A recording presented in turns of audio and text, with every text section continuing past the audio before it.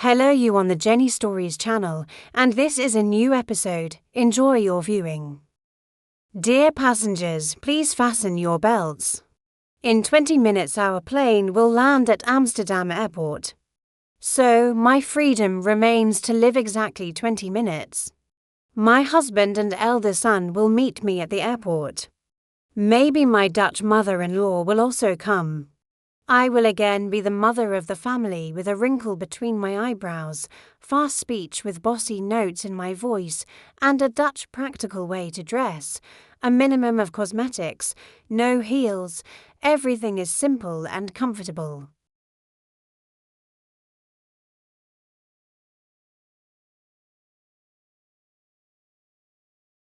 There will be no trace of femme fatale. My second life started 2 years ago. Having regained consciousness after the birth of my second son, I alone came to Miami to visit my parents. I remembered that my husband and I had not made love for probably 5 months when Alan with force, almost rudely, pressed me close to him. It was in a nightclub, 100 years before that.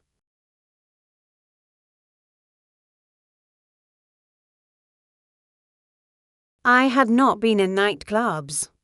We met about half an hour ago, and after another half an hour we were already going to him.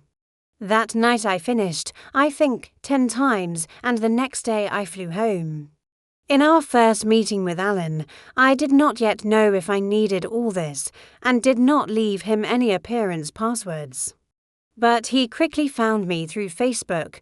3 months later, I arrived in Miami for a few days, and we met again.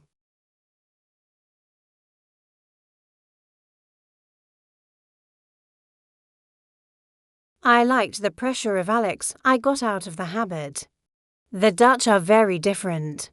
My husband, for example, was always terribly indecisive.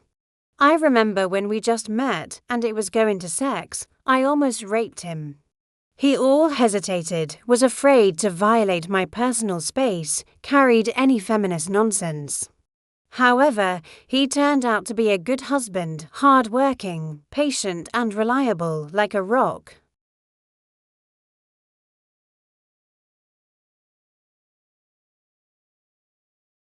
True, after the birth of the first child, all our conversations came down to 3 topics: children, money, home. Since the crisis happened, we both worked hard.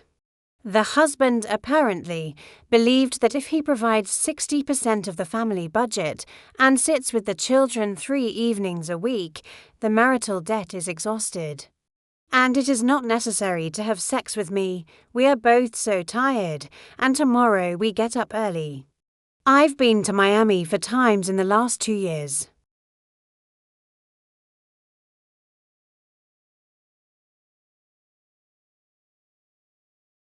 All these times we saw Alan. This story benefited my relationship with my husband better than family psychotherapy.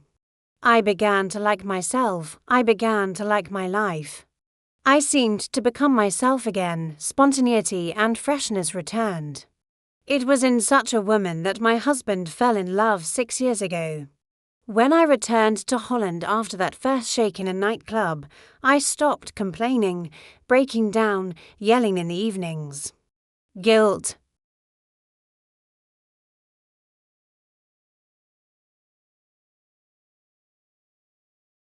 Or a lot of clarity in priorities. My husband and I even began to have sex, not as often as we would like, but still no living soul knows about the existence of Alan in my life. He himself sometimes seems to me to be a phantom, a character from the series in which I periodically manage to act.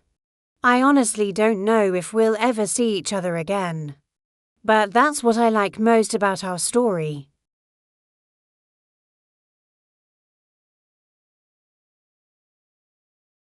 One of my married friends with a thick sexual mojo, who often trades in sex on the side, to my question whether he admits cheating on his wife, the girls are also very sexy, as if making excuses.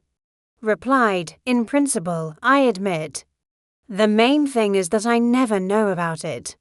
Otherwise, that's it, the end. In my opinion, his words accurately formulate the male position regarding the marital infidelity of wives.